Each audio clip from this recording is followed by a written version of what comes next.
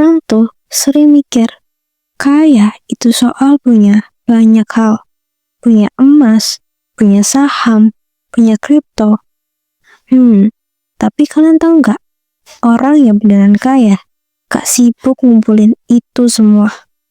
Karena kalau lu cuman fokus ke apa yang lu punya, lu bakal terus kerja keras buat dapetin itu semua. Tapi kalau lu ngerti cara kerjanya, lu bisa bikin semuanya kerja batu. Itu bedanya. Banyak orang gak sadar kalau dunia keuangan itu bukan cuma soal angka. Ini permainan yang udah jalan jauh sebelum lu lahir. Ada aturan, ada pemain lama, ada jebakan yang kelihatan kayak peluang. Dan kebanyakan orang baru sadar setelah uangnya hilang. Lu pikir lu lagi investasi, padahal lu cuma ikut arus. Lu kira lu paham, padahal lu cuma percaya sama cerita yang orang lain jual. Yang beneran ngerti gak ikut cerita, dia bikin ceritanya sendiri. Uang itu selalu bergerak dari tangan orang yang asal beli ke tangan orang yang ngerti kenapa harga bisa naik atau turun. Dan selama lu belum ngerti itu, lu cuma bakal jadi bahan bakar buat orang yang udah ngerti lebih dulu. So, hari ini kita bakal bahas sesuatu yang jarang banget disadarin orang. Kenapa bukan asetnya yang bikin kaya, tapi caranya? Kenapa ada orang bisa cuan dari emas, sementara orang lain rugi? Kenapa ada yang sukses di saham, tapi banyak juga yang bangkrut? Dan kenapa kripto yang katanya masa depan malah jadi kuburan uang buat banyak orang? Gue bakal bongkar gimana cara kerja permainan ini sebenarnya. Dan yang paling penting, gimana lu bisa berhenti jadi pion dan mulai ngerti gimana cara main kayak pemain aslinya. Selamat datang di Wealth Education, membangun kekayaan dengan pengetahuan. Banyak orang sibuk beli aset emas, saham, kripto, apapun yang lagi rame. Tapi sedikit banget yang beneran ngerti kenapa harganya bisa naik atau turun. Kebanyakan cuman ikut-ikutan. Lihat temen cuan dikit, langsung ikut beli. Pas harga turun, panik. Terus bilang, wah lagi apes nih. Padahal bukan soal apes, tapi soal gak ngerti gimana permainannya jalan. Uang itu gak pernah diem. Dia selalu berpindah dari tangan orang yang asal beli ke tangan orang yang ngerti kenapa dia beli. Bedanya cuman di satu hal kecil, tapi penting banget. Yang satu cuman ikut arus, yang satu ngerti arusnya mau kemana. Dan di dunia keuangan, bedanya ikut sama ngerti itu bisa jadi jarak antara rugi dan kaya. Yang lucu, banyak orang rasa udah jadi investor, padahal sebenarnya cuman penumpang. Mereka gak ngerti sistemnya, tapi ngerasa paham karena dengerin cerita orang lain. Sedangkan yang beneran ngerti, gak ikut cerita. Dia yang bikin ceritanya sendiri. Karena di dunia uang, yang paling menang itu bukan yang paling rame ngomong, tapi yang paling ngerti arah geraknya. Dan selama lu belum ngerti arah itu, lu bakal terus jadi bagian dari cerita orang lain, bukan penulisnya. Makanya, kalau lu perhatiin, setiap kali ada tren baru, yang rame duluan bukan orang yang ngerti, tapi orang yang takut ketinggalan. FOMO, kata yang kedengaran yang keren. Tapi sebenarnya itu cuma cara halus buat bilang, gua gak ngerti, tapi gua gak mau kelihatan bodoh. Dan disitulah uang mulai berpindah. Yang ngerti sistem udah siap dari jauh hari, udah riset, udah ngerti siklusnya, udah tahu kapan masuk, kapan keluar. Yang panik baru tahu istilahnya, bull run, pas harga udah di puncak. Baru belajar cut loss, pas saldo udah merah semua. Itu bukan nasib, itu konsekuensi dari gak ngerti permainan yang lu masukin sendiri. Lu pikir pasar itu tempat semua orang bisa menang bareng? Enggak. Pasar itu zero sum game di banyak momen, terutama buat yang gak ngerti timing. Ada yang untung karena ada yang rugi. Dan lu tahu siapa yang paling sering rugi? Orang yang gak ngerti kenapa dia beli, tapi berharap hasilnya kayak orang yang ngerti kenapa dia jual. Masalahnya bukan di asetnya. Emas, saham, kripto, semuanya bisa bikin kaya. Tapi semuanya juga bisa bikin miskin. Yang nentuin bukan barangnya, tapi siapa yang megangnya. Orang yang ngerti sistem tahu gimana cara ngebaca arah uang. Orang yang gak ngerti sistem sibuk nebak nasib. Lu sadar gak? Uang itu kayak energi. Dia gak pernah hilang. Dia cuma berpindah dari yang impulsif ke yang disiplin. Dari yang pengen cepat kaya ke yang sabar nunggu momen. Itulah, lu bisa lihat dua orang beli aset yang sama di waktu yang sama, tapi hasilnya beda jauh. Yang satu cuan besar, yang satu nyesel seumur hidup. Karena yang satu ngerti cara mainnya, yang satu cuman ikut main. Kalau lu mau berhenti jadi korban sistem, lu harus mulai ngerti gimana sistemnya jalan. Lu harus tahu kenapa harga bisa naik, kenapa bisa jatuh, siapa yang ngatur arus uang di balik layar, dan gimana mereka bikin narasi biar orang kayak lu percaya.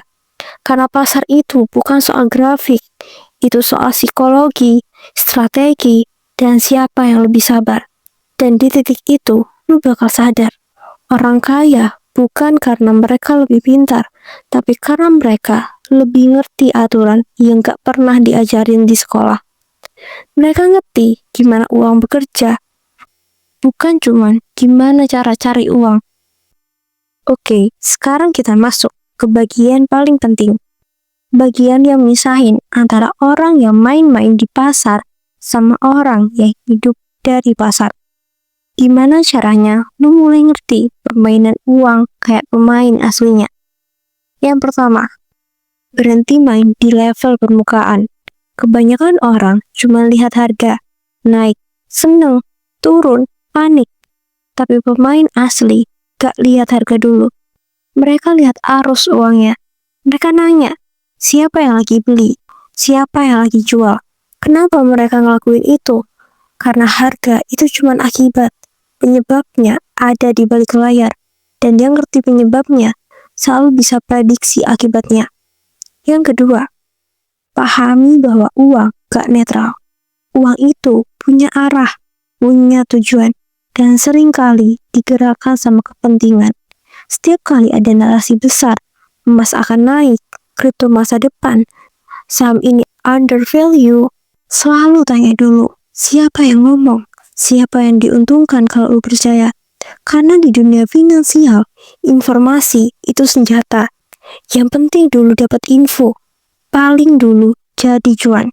Yang telah tahu jadi umpan. Yang ketiga, pahami pola siklus. Setiap pasar punya ritme, kayak napas. Ada fase akumulasi, ada fase euforia, ada fase distribusi, dan ada fase panik. Yang kaya selalu beli di fase sepi, dan jual di fase rame. Yang miskin, kebalikannya, masuk pas udah rame, keluar pas udah sepi. Karena mereka gak ngerti bahwa suara paling keras di pasar muncul pas hampir semua orang udah di dalam. Dan itu artinya permainan udah mau selesai. Yang keempat, belajar mikir kayak pelaku besar. Lu bukan harus jadi miliarder dulu buat ngerti mereka. Cukup pelajari cara mereka ngerancang permainan.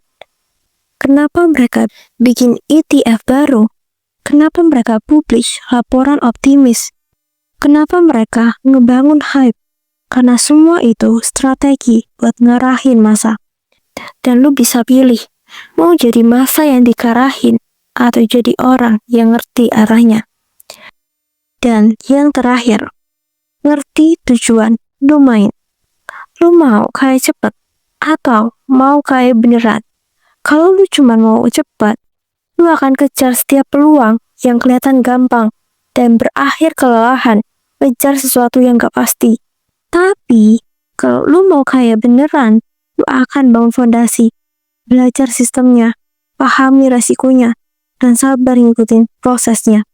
Karena pada akhirnya, kaya itu bukan hasil, kaya itu efek samping dari ngerti permainan yang orang lain gak sadar lagi mereka mainin. Dan kalau lu udah nyampe di tahap itu, lu gak perlu lagi nunggu peluang besar, lu bisa bikin peluang itu sendiri. Sekarang, gue mau tanya, lu mau terus jadi pion di papan orang lain, atau mulai belajar jadi pemain yang nyusun bidaknya sendiri? Strategi main kayak pemain asli. Gimana lu bikin uang kerja buat lu, bukan sebaliknya.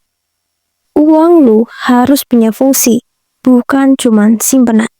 Kebanyakan orang nyimpen uang kayak benda mati, disimpan di tabungan biar aman. Padahal, kalau lu simpen uang dan gak bikin dia kerja, pelan-pelan nilainya habis dimakan inflasi. Uang itu harus bergerak, karena nilainya cuma hidup waktu dia muter. Orang kaya gak simpen uang, mereka ngatur uang. Setiap rupiah punya peran. Ada yang buat jaga arus kas, ada yang diputar di aset produktif, ada yang dipakai buat beli waktu dan leverage. Makanya, mereka jarang kehabisan, bukan karena banyak uang, tapi karena uang mereka bekerja dalam sistem. Yang kedua, bangun mesin uang, bukan sekedar sumber uang. Lu harus bedain antara income sama engine. Income itu hasil, engine itu sistem yang hasilin income. Kelas menengah fokus cari penghasilan, kerja lembur, side job, freelance. Tapi orang kaya fokus bikin sistem yang bisa jalan tanpa dia. Contohnya, bisnis yang bisa didelegasikan, aset yang bisa ngasih arus kas pasif, atau investasi yang diatur otomatis. Setiap sistem butuh waktu buat dibangun, tapi sekali lu punya satu mesin uang yang muter sendiri, lu bebas dari tekanan waktu. Karena waktu lu gak lagi buat nyari uang, tapi buat mikirin gimana sistem itu berkembang. Yang ketiga, pahami leverage point, titik kekuatan lu. Setiap orang punya leverage berbeda. Ada yang punya pengetahuan, ada yang punya jaringan, ada yang punya skill teknikal, ada yang punya modal kecil, tapi disiplin tinggi. Pemain asli gak iri sama orang lain. Mereka fokus kembangin leverage pribadinya. Karena di dunia finansial, yang penting bukan apa yang lu punya sekarang, tapi apa yang bisa lu lipat gandakan dari situ. Kalau lu jago analisis data, leverage lu di informasi. Kalau lu ngerti perilaku manusia, leverage lu di psikologi pasar. Kalau lu punya waktu panjang, leverage lu di kesabaran. Dan kesabaran itu lebih kuat daripada modal besar yang dikelola dengan ego. Banyak orang jatuh bukan karena kurang aset, tapi karena terlalu banyak arah. Hari ini beli saham, besok pindah ke kripto, minggu depan ikut properti, bulan depan jualan online. Akhirnya semua disentuh, tapi gak ada yang tumbuh. Orang kaya tahu satu hal, diversifikasi itu bukan alasan buat nyebar ketidaktahuan. Lu diversifikasi kalau lu udah ngerti satu hal sampai dalam. Karena diversifikasi tanpa pemahaman cuma cara halus buat nyembunyiin ketakutan. Pilih satu bidang yang lu ngerti betul, pelajari dalam, pahami polanya. Baru dari situ lu kembangin cabang lain. Itu cara main pemain asli. Pelan tapi presisi. Dan yang kelima, main di level time horizon. Orang biasa mikir dalam minggu. Orang kelas menengah mikir dalam bulan. Orang kaya mikir dalam dekade. Mereka gak peduli fluktuasi harian. Karena mereka ngerti permainan ini tentang waktu, bukan kecepatan. Setiap keputusan mereka dinilai bukan dari hasil besok, tapi efek 5-10 tahun ke depan. Itu sebabnya mereka tenang waktu pasar panik. Karena mereka gak cari kemenangan harian. Mereka lagi bangun dominasi jangka panjang. Yang keenam, jangan kejar banyak, bangun di dalam. Kelas menengah pengen punya semuanya. Saham, kripto, bisnis, emas. Orang kaya fokus di satu hal sampai ngerti struktur terdalamnya. Mereka gak tanya apa yang lagi naik sekarang, tapi apa yang orang belum ngerti sekarang, tapi bakal mereka kejar nanti. Karena uang besar selalu datang bukan dari ikut tren, tapi dari ngerti sesuatu sebelum orang lain paham nilainya. Yang ketujuh, jadi arsitek, bukan buruh uang. Lu bukan lagi pemain kecil yang nyari peluang. Lu arsitek sistem finansial pribadi lu. Tiap keputusan lu harus punya logika. Tiap langkah punya tujuan, bukan sekedar ikut-ikutan. Lu mulai bikin blueprint. Berapa persen uang lu buat arus kas? Berapa persen buat pertumbuhan? Berapa persen buat pertahanan? Dan berapa persen buat peluang beresiko tinggi? Itu bukan hal yang rumit. Itu hal yang disiplin. Dan orang kaya selalu disiplin. Bahkan waktu gak ada yang lihat. Permainan ini gak butuh yang paling cepat, tapi yang paling ngerti. Karena di dunia uang, yang sabar ngatur arah bakal selalu ngalahin yang panik kejar hasil. Jadi mulai sekarang, berhenti jadi pion di papan orang lain. Bangun papan lu sendiri. Atur bidaknya, mainin strateginya, dan biarin waktu kerja buat lu. Karena di akhir permainan, yang menang bukan yang paling banyak aset, tapi yang paling ngerti kenapa aset itu bernilai.